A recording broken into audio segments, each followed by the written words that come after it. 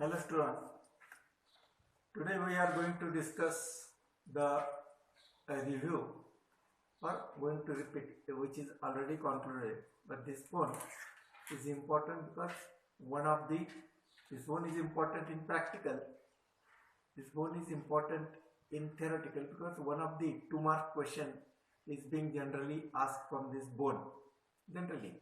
So at least one question is asked. So this is a scapula. It is a flat bone. It is situated at a tangent of the posterolateral aspect of the thoracic cage. First of all, the introduction to this bone. The type is flat bone and triangular bone. This bone gets articulation. This is the acromion. Acromion gives articulation to the lateral end of the clavicle to form the acromioclavicular joint. This glenoid cavity gives attachment to the head of the humerus to form the shoulder joint. Okay. Now these are the transverse ridges. They are nothing but the articulations of not articulation but in contact throughout the life, in contact with the costae or ribs. So this is a lifelong. This scapula adheres or at a tangent to the posterolateral aspect of the thoracic cage. So impressions of the ribs are obliquely placed on the costal surface of this bone, scapula. Okay, now this bone has two surfaces, costal surface or anterior surface. Now you should not hold anatomical position. This is the right sided scapula. I will tell you at the end how to determine the side. You have to hold the bone in this position, not in this position, little bit like a pistol. You have to hold the bone like this. So you have to hold the bone like this because this coracoid process should be directed laterally and forward. This is the right anatomical position of the scapula, not like this. It is vertically placed, but the glenoid cavity is not directed laterally. It is little bit laterally and forward. So you have to hold the bone like this. If the bone is belonging to the right side, hold it in right hand. If it is belonging to the left side, hold it in left hand. But this is the bone of a right side. You have to hold and describe it by holding it into the right hand and show the features. Now, deliberately I am going to tell you lastly the side determination. Now these bone features of this bone. The bone has a costal surface and dorsal surface. Costal surface is also called as anterior surface. It is called as a costal surface because it is related with the costae or ribs, and posterior surface is divided. Posterior surface is divided by a process called as the spinous process of the scapula into supraspinatus fossa and infraspinatus fossa. So this bone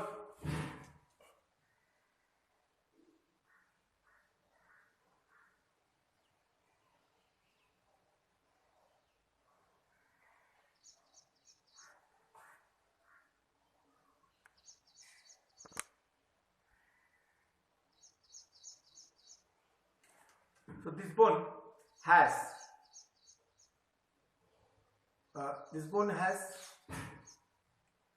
three processes: the spinous process, acromion process, and coracoid process.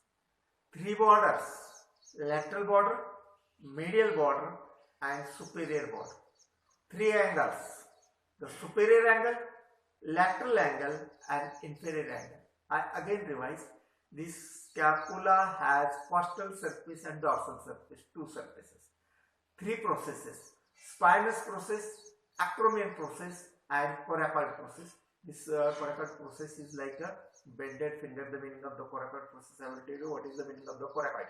Now, It has three angles: inferior angle, superior angle, and lateral angle. Three borders: lateral border, medial border, and superior border. Superior border. Okay. Now, three processes, three borders, and three angles, and two surfaces. Now, description of each of these. The superior border is the sharpest. It starts at the superior angle and it runs laterally and merge into the coracoid process. It has a notch that is called as the suprascapular notch. It is converted into the suprascapular notch through which the suprascapular artery and nerves passes through this notch. It gets converted into the notch. This is inferior angle. This is inferior angle. The medial border starts from the superior border and ends into the inferior border. It is thin medial border. The lateral border is thickest of all the three borders. It starts from the lateral angle and ends into the inferior angle. So, lateral angle to the inferior. It is thickest border of all the borders. Now, now the processes. See, this one is a coracoid process. It is directed. It is called as a coracoid process. It is like a bended index finger. The meaning of the coracoid is a crow, kaula. It is like a beak of a crow. So that's why this process is being called as a coracoid process. Okay. Now, this is a acromion process. The acromion process is a continuation of the spinous process. The coracoid process is like a bended finger. It has a tip and it has a medial surface and lateral surface. Medial surface and lateral surface. Then acromion is an expanded lateral continuation of the spinous process. This is a spinous process. This is a acromion. See, you can palpate your own acromion. Which is subcutaneous. Under cover of the skin and superficial fascia and deep fascia, directly there is an acromion. Everybody, the acromion is subcutaneous, even in the bodybuilders also. Just under cover of the skin. There are no muscles. So acromion is a subcutaneous. And it has lateral border and medial border, superior surface and inferior surface. This here to the medial border, anteriorly there is an attachment of the lateral flat end of the clavicle articulates here to form the acromioclavicular joint. Okay. Now this is, you can palpate your own acromion. Then spinous process. Spinous process is also subcutaneous. It is also subcutaneous. You can palpate your own spinous process. It runs obliquely and upward. It has upper lip and lower lip. Spinous process is nothing but a bony projection on the dorsal surface of the scapula. It has an upper lip and lower lip. Now,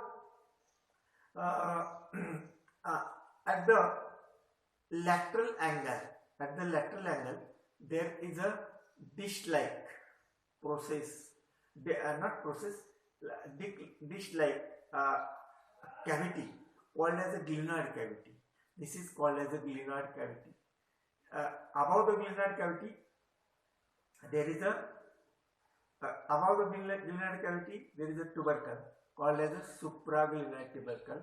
Below the glenoid cavity, there is a tubercle called as an infraglenoid tubercle. This is the margin of the glenoid cavity. At that margin, there is an attachment of the ligament, glenoid labrum gets attached here, and here little bit apart, there is attachment of the capsular ligament of the shoulder joint.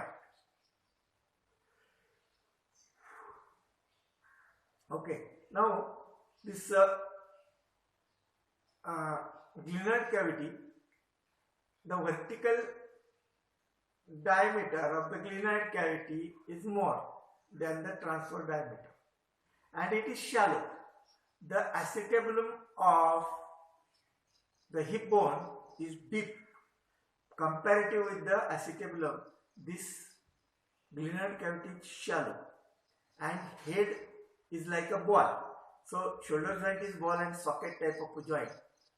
This shallowness of the glenoid cavity permits the free movement of the shoulder joint. You can move your shoulder joint anywhere. Why? Because the glenoid cavity is small and the ball moves anywhere. That permits the free movement of the shoulder joint. Okay. Now the costal surface will show the impressions of the ribs. Dorsal surface divides the divided by a spinous process into supraspinatus fossa and infraspinatus fossa. So three processes, three angles, three borders. Lateral border starts from the lateral angle to the inferior angle. Medial border starts from the superior angle to the inferior angle.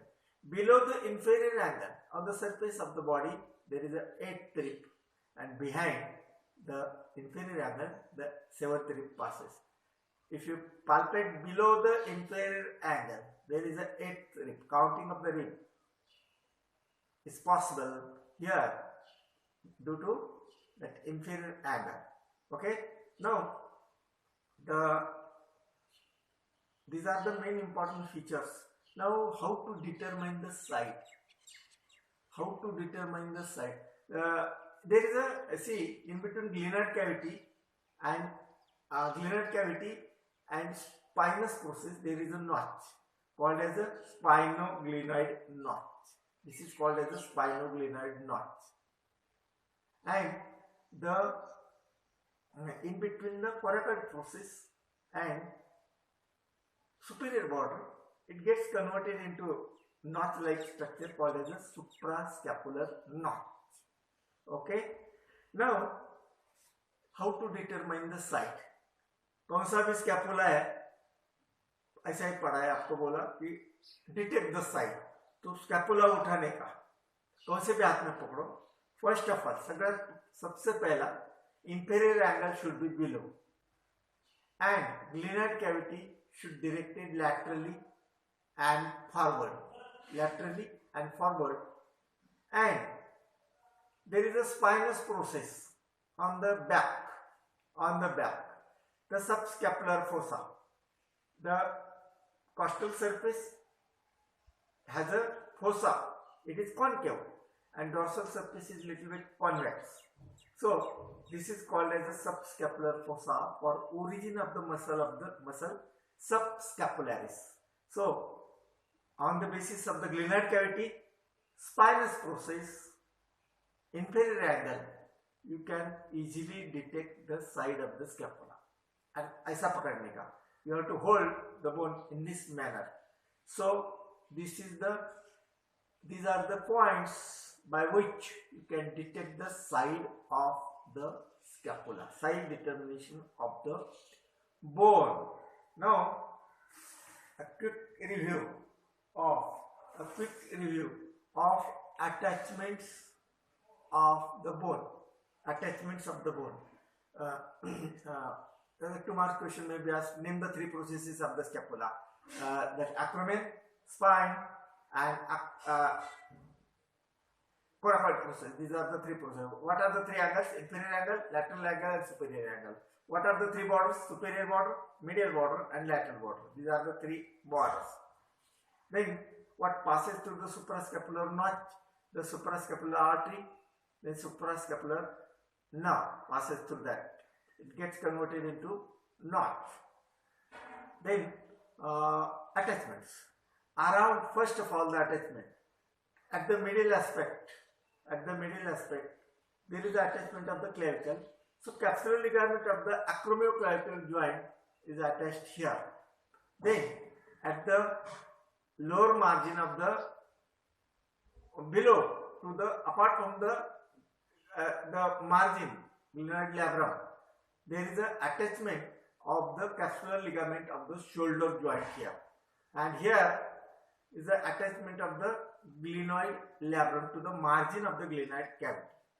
Okay, these are the ligamental attachment. In addition to this, there is a ligament from the coracoid process to the humerus called as a coracohumeral ligament. Here is the attachment of the coracohumeral ligament here on the coracoid process. Then one more ligament is attached here, that is glenohumeral ligament. Glenohumeral ligament. Then to the attachments of the costal surface, the subscapularis gets originated from subscapular fossa. Subscapular fossa, and you know subscapularis is inserted on the lesser tubercle of the humerus, subscapularis. Now this medial surface, medial surface, the medial aspect of the lateral border will give insertion to the muscle serratus anterior. Serratus anterior.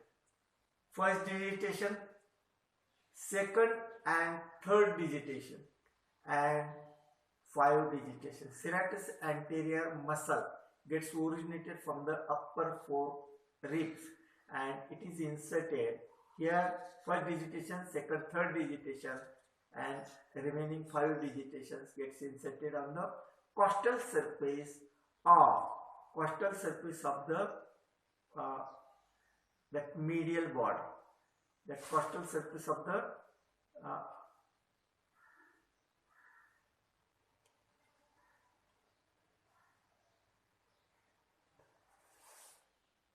costal surface of the not medial border, lateral border. Costal surface of the lateral border here. Okay. Now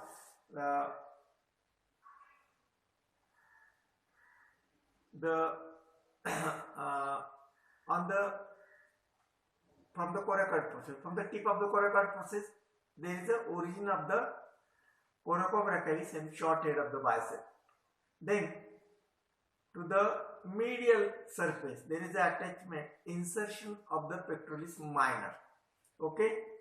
Now to the upper lip of the spinous process, there is the insertion of the muscle trapezius, and the posterior fibers of the deltoid gets originated from lower lip of the spinous process of the scapula. Then at the inferior angle, the scapular fibers of the latissimus dorsi gets originated from the supra. See, from the supraglenoid tubercle, there is the origin of the long head of the bicep. Short head gets originated from the coracoid process, and here from long head. From the infraglenoid tubercle, the long head of the tricep gets originated. You see here, again revise. This is medial border, first digitation, second, third digitation, and remaining 5 digitations here to the inferior angle of all the 8 digitations. Now the longate, the teres minor, on a dorsal surface there is a teres minor and teres major. 2 muscles passes. 2 muscles, teres minor and teres major. Then the supraspinatus fossa will give origin to the supraspinatus muscle, and infraspinatus muscle gets originated from the infraspinatus fossa. Okay.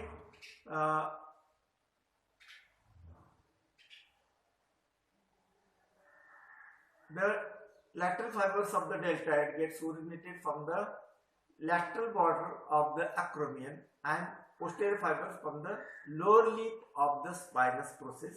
I again revise. First digitation of the serratus anterior, second, third digitation, and the remaining 5 digitation on the costal surface of the medial border. Okay. Now from the dorsal surface, teres minor and teres major on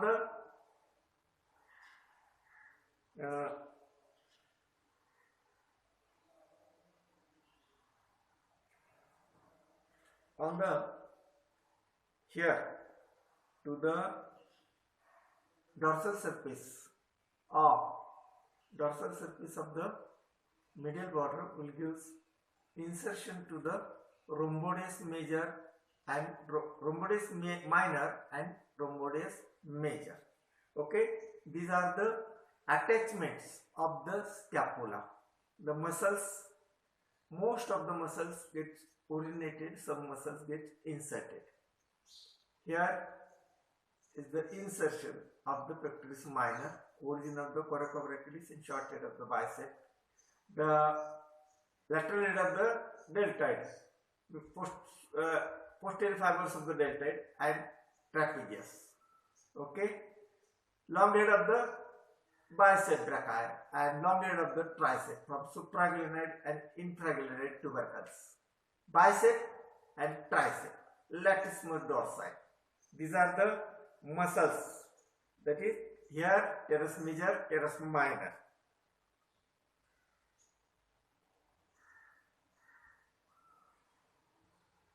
Here is the insertion of the rhomboides minor and rhomboides major from the costal surface, medial border. The serratus anterior first digitation, second, third digitation, and remaining 5 digitation. And you have to hold the bone like this. Spinous process should be back, glenoid cavity laterally and forward. This is the right anatomical position. This is not right. A little bit. You have to hold it like a pistol, So this is the right anatomical position of the scapula, right anatomical position of the scapula. Now the clinical anatomy of the scapula. See, clinical anatomy of the scapula. First of all, this bone has a huge covering of the muscle. So this bone has, generally this bone never gets fractured, generally, unless and until falling on the shoulder. This very powerful contusion may lead to the fracture of this acromion, but generally it is not there. And this coracoid process generally not get fractured.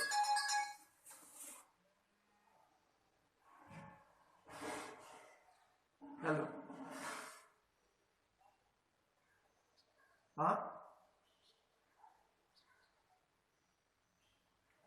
काय म्हटले? कशाची? मी busy आहे जरा, थोड्या वेळाने करतो phone. 2 अर्ध्या तासाने फोन करतो.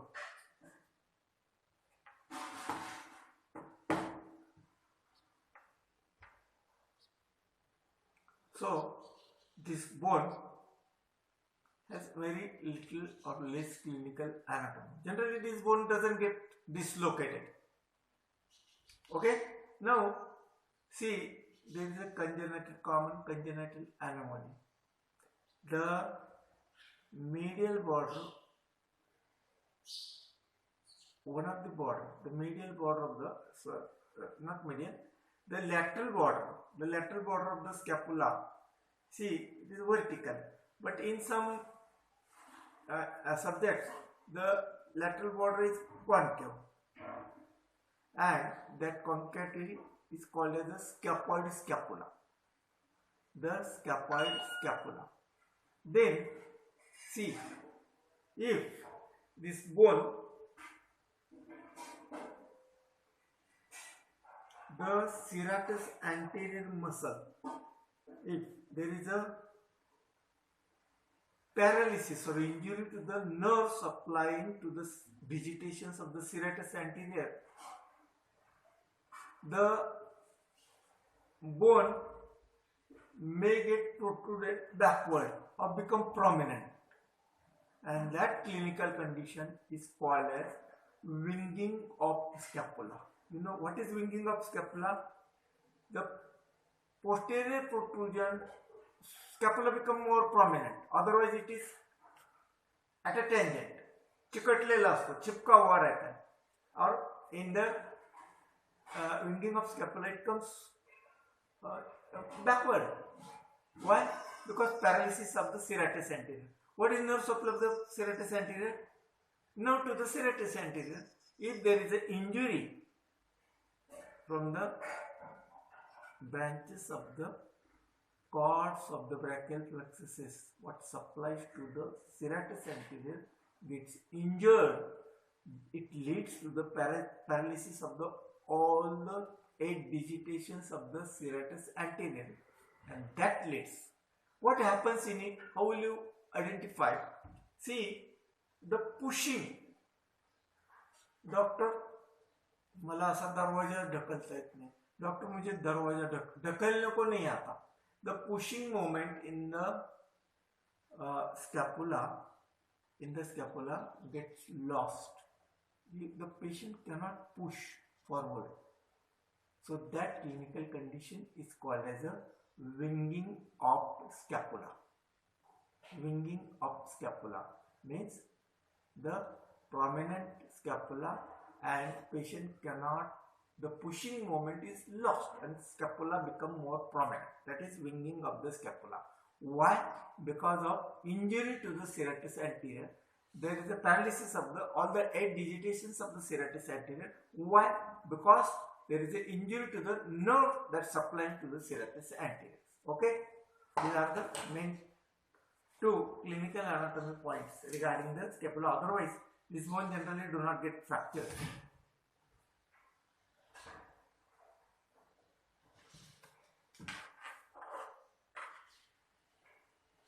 Now, review of a typical rib.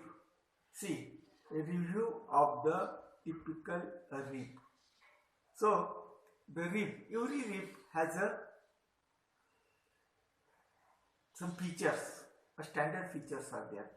This is the head of the rib, this is the tubercle, and this one is the neck. The rib, generally, the first rib is flat. It has a medial border and lateral border. It has superior surface and inferior surface. But generally, the typical rib, some ribs are typical, first and second are atypical, 11th and 12th are atypical rib. Otherwise, the ribs are typical. They show what is typical. We show the standard features in them, and atypical means which is odd, which show some odd features in them. So generally, the rib has an anterior end. Anteriorly, it is continuous as a costal cartilage. Okay. Generally, rib has an outer surface and inner surface. Outer surface and inner surface may be said as a lateral and medial surface. It has a superior border, it has an inferior border. The superior border is little bit rounded and inferior border is sharp. That is helpful to determine the side of the rib. There are 24 ribs, by which this is a standard or a typical rib. It has an anterior end. It becomes continuous as a costal cartilage to articulate with the sternum. Then this is the body. This is not body, the shaft. Shaft has inner and outer surface, superior border and inferior border. Now the inner surface, the lower part of the inner surface will show a groove. See, this is a costal groove. This one is a costal groove by which you can determine the side on the basis of the Anterior and posterior ends, you can determine the side of this rib. Anterior end is wider and becomes continuous as a costal cartilage. The inner surface will show the costal groove. The inferior border is sharp. Then here at the junction of the head articulates with the respective vertebra at the junction of the body and pedicle to that vertebra. If this is sixth rib, it will articulate with the sixth thoracic vertebra at the junction, and it will form a facet. You will get a facet on every thoracic vertebra for articulation of a vertebra. Articulation of the vertebra, the thoracic vertebrae. All the 12 thoracic vertebra has articulation of the facets for articulation of the corresponding ribs. So on the basis of the costal facet, you can easily identify the thoracic vertebra. On the basis of the body, the heart-shaped body, you can easily identify the thoracic vertebra. Now, this is the head. Head becomes continuous as a constituent part to the posterior and laterally is called as a neck, and this is called as a tubercle. This tubercle gets articulated with the corresponding transverse process. Of that vertebra. You know what are the 5 things in the vertebra? Vertebra is a vertebral foramen. It has a body. It has a pedicle, transverse process, and spinous process, and lamina. Both the lamina comes together to form the spinous process or back, and wing-like processes are the transverse process. This tubercle gets articulated to the transverse process. So, typical rib has a superior border, inferior border, head. This is the anterior end, and this is the posterior end. This is of a right-sided. Why? Because costal groove is inferiorly, superior border is rounded, inferior is thick, anterior end, posterior end. On the basis of this information, you can easily identify the side of the rib, and on the basis of further information, you may identify whether it is typical or atypical. So only certain ribs are atypical, otherwise all the ribs are typical ribs. First 2 and last 2, they are atypical ribs. Okay. Now this then there may be fracture.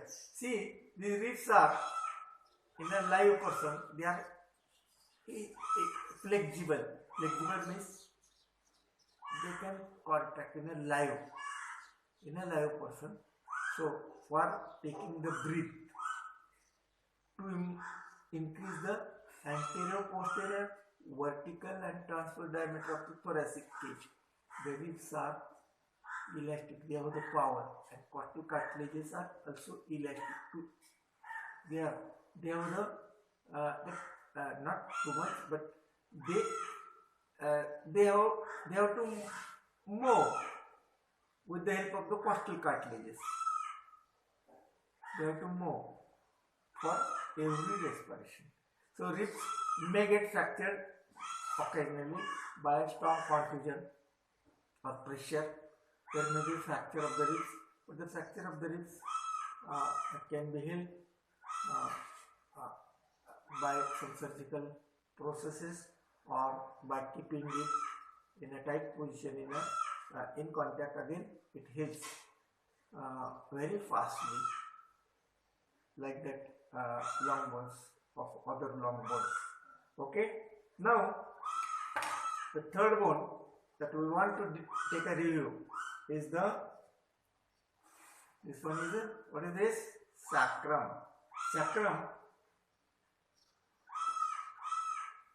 Sacrum is the posterior bone of the bony pelvis. I have already shown you the sacrum posterior bone. The important features of the sacrum. Sacrum is the bone which is triangular in shape. It is the bone that is made from the meeting of the 5 sacral vertebrae. 5 sacral vertebrae meets together to form the sacrum. The first sacral vertebra superiorly articulates with the 5th lumbar vertebra, and 5th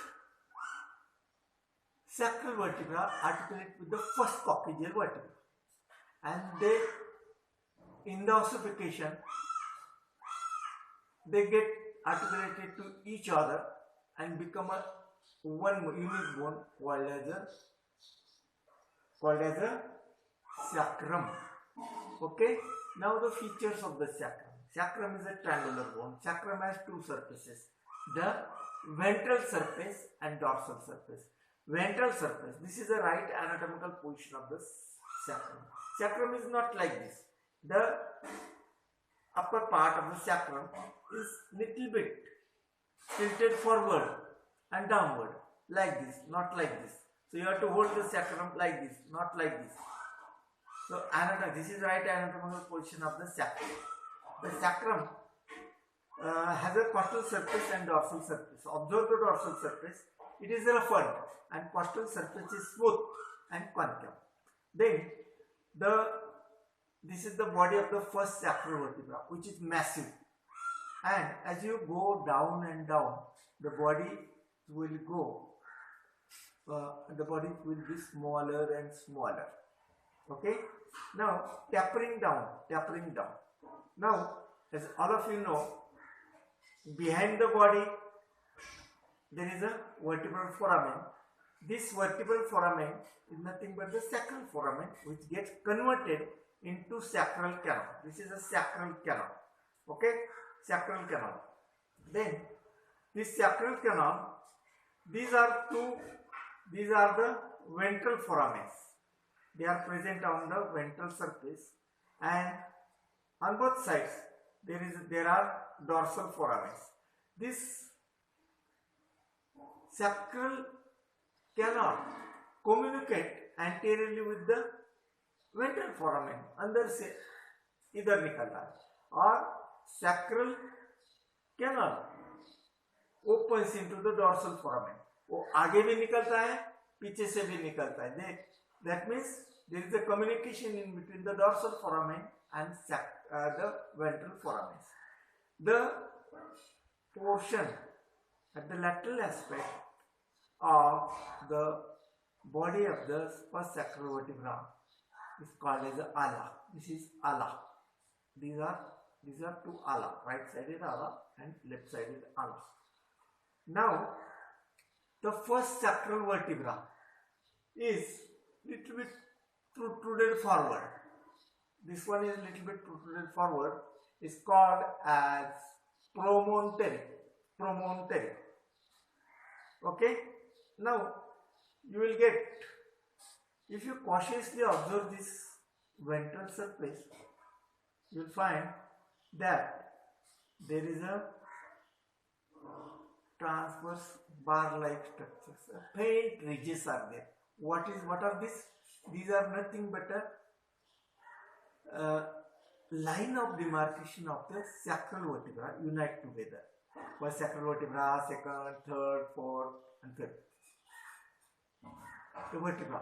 This is the first sacral vertebra. This is the lamina of the first sacral vertebra.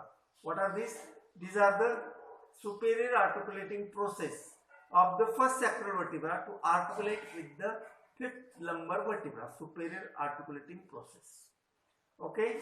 Now you observe the dorsal surface. This dorsal surface, on the lateral aspect of the dorsal surface, there is a articular surface. It is divided into articular and non-articular. This one is non-articular. This one is non-articular. And this dorsal surface will show articulates. This bone articulates with the above with the 5th lumbar vertebra, below with the first coccygeal vertebra, and laterally on both sides the iliac bone of the ilium articulate right-sided ilium and left-sided ilium bone articulates here, ilium, ischium and pubis. This is the most firm joint of the body, human body. This bone, this joint never get dislocated. Sacroiliac joint is the most firm joint. This is the bone, posterior bone of the bony pelvis. Now you observe the dorsal surface. There are no spinous processes. The spinous processes of the sacral vertebra gets converted into tubercle. These are the dorsal tubercles. And see, first, second, third and fourth. But the fifth sacral vertebra, there is no lamina. The laminae of the fifth sacral vertebra are failed to unite together and forms a gap, and that gap is called as sacral hiatus. Sacral hiatus. This is sacral hiatus. This is ala. This is a promontory. This is superior articulating process. This is sacral hiatus. Sacral hiatus. There is the arteries, veins and nerves passes through this sacral canal, and they opens anteriorly into the ventral foramen and posteriorly into the dorsal foramen. On both sides there are. Okay, from here there is articulation of the first coccygeal vertebra. There are 4 coccygeal vertebrae. In front of this, there is a rectum, and here is the position of the anal canal. There is a from the coccyx to the anal canal. Here there is a anococcygeal ligament. Here is a coccyx. This bone is divided of coccyx. There is no coccyx. It is very small bone, very small 4 coccygeal vertebra. From the coccyx to the anus, here is the anus. There is a ligament that is articulated to the coccyx and to the anal opening, or to the external anal opening. This is the most firm joint of the body.